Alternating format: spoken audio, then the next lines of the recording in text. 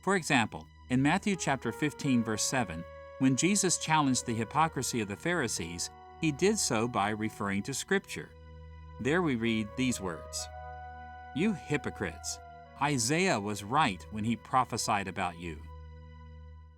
While Jesus did not put God himself in a test tube, he did put theological ideas to the test. He measured theological proposals by carefully evaluating them by the empirical standard of Scripture. As followers of Christ, we must not accept the charge that theology proposes ideas about God without any empirical validation. From a Christian point of view, the claims of systematic theology are more than the expression of religious sentiments. They are proven and disproven by the empirical test of Scripture.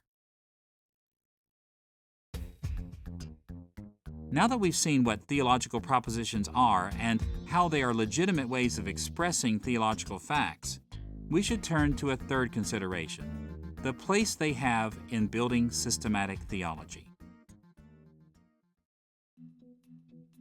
In previous lessons, we've seen that Protestant systematic theology followed many of the priorities that medieval theologians had developed as they interacted with Aristotelian philosophy.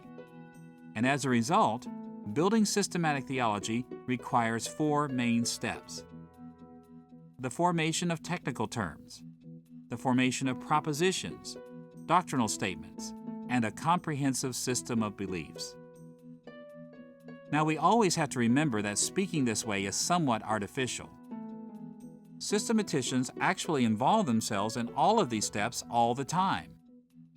But for the sake of clarity, it helps to think of the process as moving from the simplest to the most complex elements of this effort. At the lowest level, theological technical terms comprise the most basic building blocks of systematic theology. Without carefully defined terminology, it would be very difficult to construct sound systematic theology. The second step in the process is the formation of propositions. If we think of technical terms as the basic building blocks of systematics, then we may rightly think of propositions as rows of blocks that explain and elaborate on technical terms. Systematic theologians create these rows of blocks by making statements about God and creation in relation to Him. And if we think of propositions as rows of blocks, then we may describe doctrinal statements as portions of walls or whole walls constructed out of these rows of propositions. And finally, the system of theology represents the ways theologians construct an entire building out of doctrinal statements. This analogy suggests the essential place propositions hold in the construction of systematic theology. They are rows of carefully laid blocks that become part of the entire edifice called systematic theology. Take, for instance, the statement, "Jesus is the second person of the Trinity." This claim is built with at least two technical terms, person and Trinity. But this proposition does not leave these terms and their related concepts disconnected. Instead, they're brought together into a straightforward factual claim about Jesus. Now, from this and other propositions, systematic theologians go on to form the full doctrine of the Trinity. And the doctrine of the Trinity is a part of the doctrine of God, which is a wall in the building that is the entire system of Christian theology.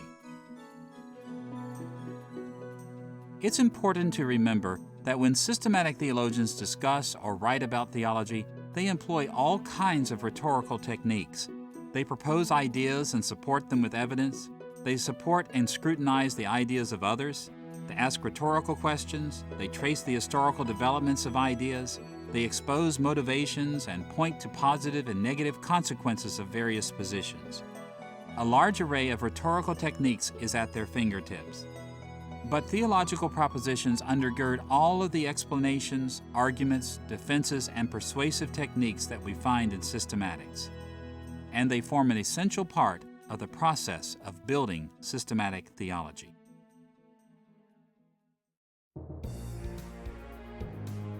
Now that we have a general orientation toward propositions in systematics, we should turn to our second major topic, the formation of theological propositions. How do systematic theologians form the propositions with which they build their theology?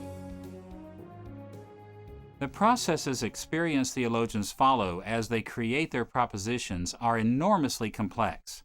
So as we explore how they're created, we must keep in mind that our discussion will be somewhat artificial.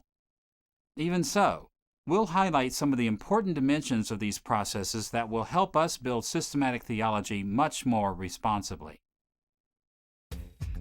We'll look in two basic directions. First, we'll touch on propositions that derive from the ways systematicians interact with philosophy. And second, we'll look in more detail at the ways systematicians form propositions from the Bible. Let's consider first the fact that many propositions in systematic theology actually stem from philosophy.